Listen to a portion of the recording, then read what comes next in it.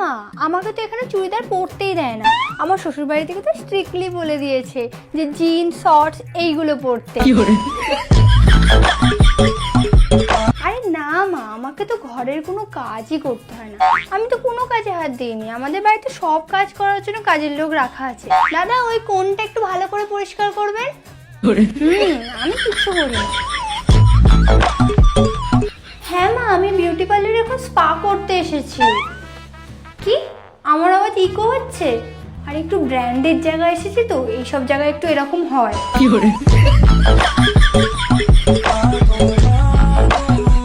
আরে মা, তোমাকে কি বলবো, আমাকে তো একটা জামা একবারের বেশি পরতেই দেয় না।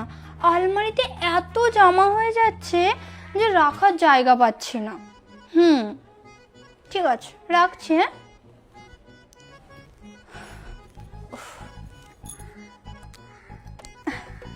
যাক, এবার এই জামাটা 5 বছর এখনো চলে যাবে। হ্যাঁ মা, এই তো থাইল্যান্ড থেকেই ফিরছি। ফটো? তোমার জামাইয়ের ফোনে তো সব ছবিগুলো তুলেছিলাম, আর ফোনটাই ওখানে চুরি হয়ে গেছে। একটাও ফটো কোনো সোশ্যাল মিডিয়ায় পোস্ট করতে পারছি না আমরা। ঠিক আছে, রাখছি।